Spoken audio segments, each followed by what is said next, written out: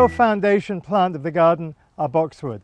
This is Nicholas Stadden from Monrovia Nursery. Today we're going to talk about fertilizing boxwood. Boxwoods are really easy plants to take care of, and the great thing is they're evergreen, so they've got some color all the year round.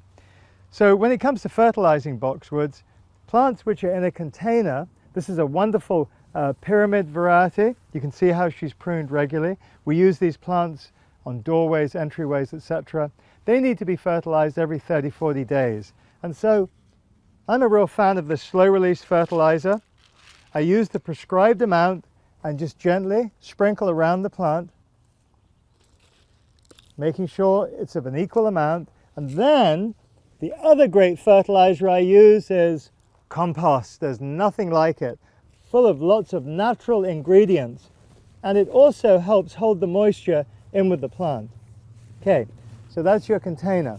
If you have a boxwood in the ground, whether it's a single plant, a hedge, whatever it might be, they're going to need pretty much the same treatment. Again, with a slow release fertilizer, sprinkle the prescribed amount liberally around the drip line of the plant, that's to the edge of the foliage, and then lastly finish off with a couple of good handfuls of compost. And the other great thing about this compost is it helps hold moisture in those plants, and that's really important during long, hot, dry summers. You can have all sorts of fun with these plants. Boxwoods are really easy plants to work with. This is Nicholas Stadden from Monrovia Nursery on fertilizing boxwood.